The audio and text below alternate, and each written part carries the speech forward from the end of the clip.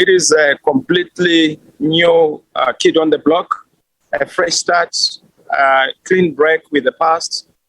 We are the Citizens Coalition for Change, SABC, the game in town, the game in the country.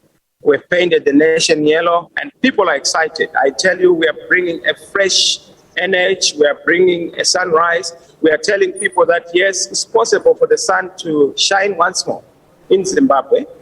We are tired and no longer interested in the toxicity and negativity associated with the past brand, the MDC, because of infiltration, because of Mr. Mnangagwa and ZANU-PF's attempts and shenanigans to divide the people's movement. So we are moving.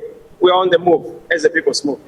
What are you saying to those who are saying you have failed to bring together the party that you led and now the new kid in the block?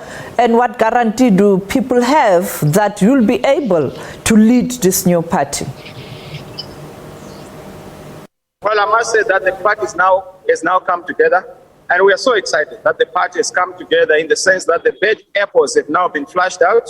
The basket of bad apples is now away from us. We are left with purity. Mr. Mnangagwa has helped us. And I must thank Mr. Mnangagwa for doing a splendid job to take away those who have been retarding progress, those who want money, those who want opportunities, those who want trinkets and trappings of office. We are on a mission, an emancipation project, a freedom project to free Zimbabwe, to make sure that we have democratization in the country. And that is our focus. That is our trust. And I'm so happy that we are coming together as citizens. That's why it's a coalition of citizens together for change. This is a clarion call by farmers, by war veterans, by civil servants, by workers, by women, by youths, by the traditional leaders, by people in the villages to say enough is enough. We need change, and the time is nigh. Change is on the horizon. Let's go for the new. Let's make change happen. We are the change that should happen. And that's what people are saying. And everybody has turned yellow. You couldn't win elections while using MDC cap. How optimistic are you, or how confident are you that this time around, indeed, you'll bring that change? Well, I must correct you there, Sophie. We won the elections in 2018, and we will win the elections again in 2023. The only difference is that when we won the election in 2018, we could not secure our victory because of objective and subjective reasons.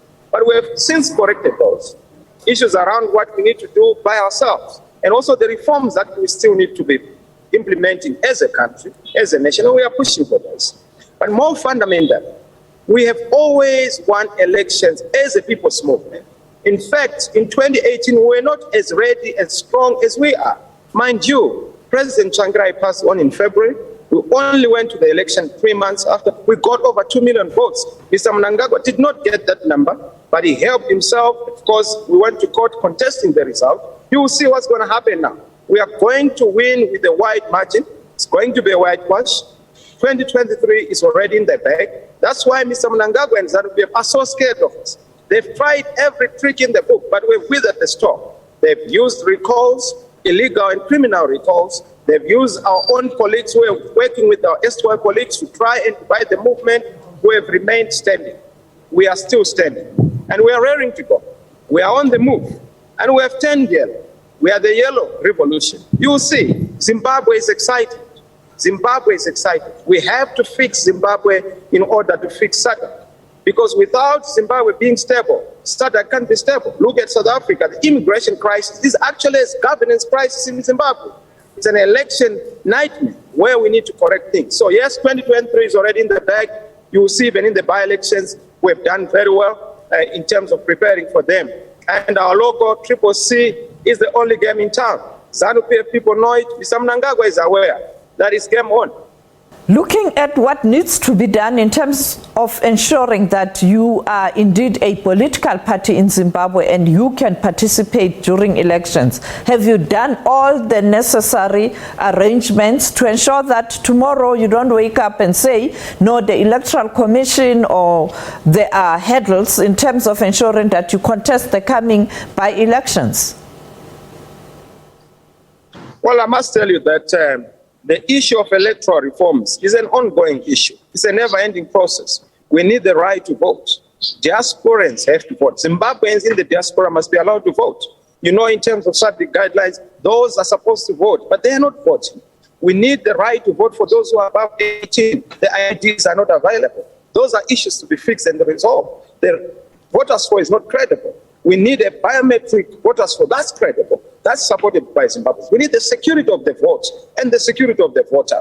All those issues are supposed to be thrashed out. This is why we've asked, from SADC, from South Africa to say, help us to help ourselves so that we fix the roadmap to free and fair elections, to a credible election. And we have actually developed principles for that credible election that we've said, this is our text, this is our say, this is what we must do. Come, let us reason together as a country. ZANU-PF, you can't tango alone, it takes two to tango. Let's do it together. Let's resolve our issues. Let's agree on the game rules. Let's play. Whoever wins, we celebrate. Who doesn't win, of course, they have to wait for their next turn.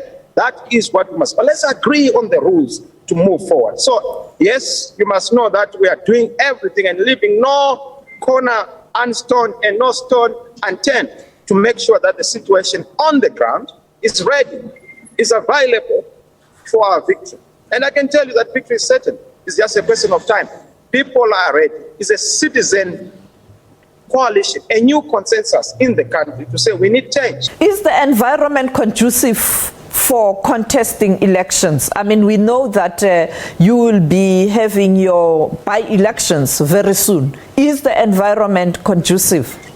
People have the right as citizens to claim their space, to dictate how they want to be governed and how elections must be conducted. And this is why we are putting pressure around reforms.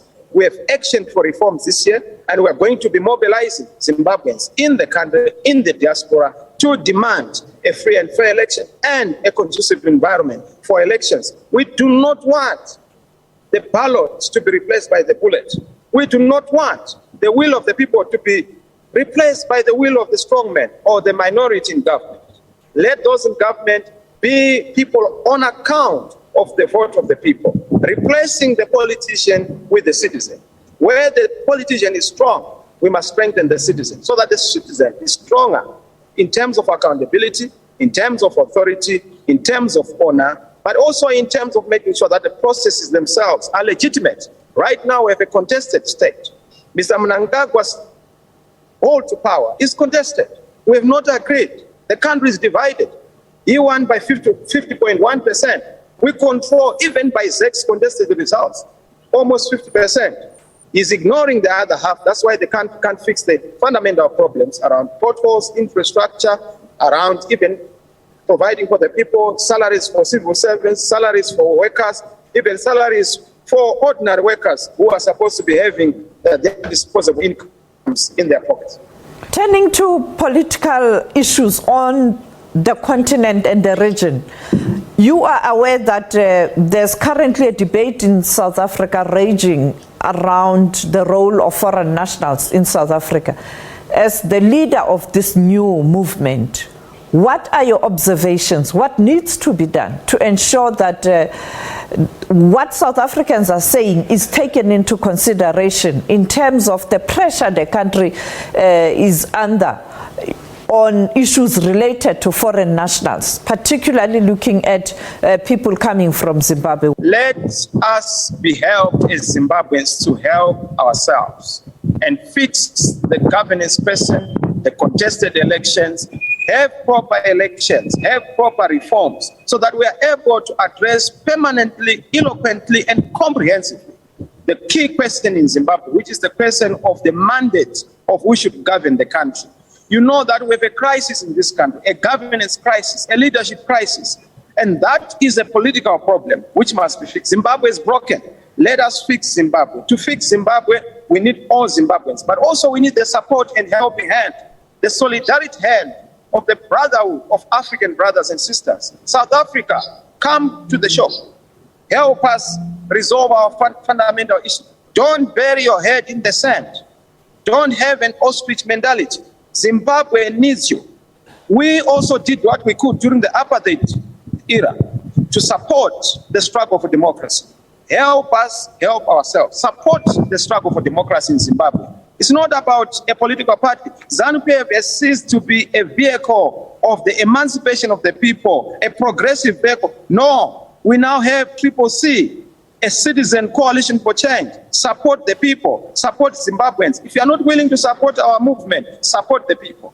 Support the people of Zimbabwe in solidarity at a governmental level, but also at the party level as ANC. Come and help us. Mr. Chamisa, the current coup in Burkina Faso and Mali and other West African countries, what is the cause? How do we get out of this?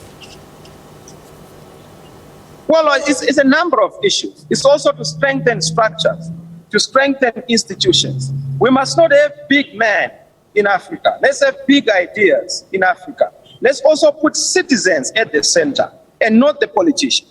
We are giving too much power to politicians. We are also giving too much power to barracks. Barracks must be there to guarantee the stability of the state. We must also know that the bullet must preserve the sanctity and integrity and dignity of the ballot. That is supposed to be institutionally safeguarded at AU level, but also at regional level in terms of the various regions we have in West Africa, East Africa, Southern Africa. So we have organs that are able to respond to the existential threats that we face in our different spaces on the African continent. Thank you so much, Mr. Chamisa.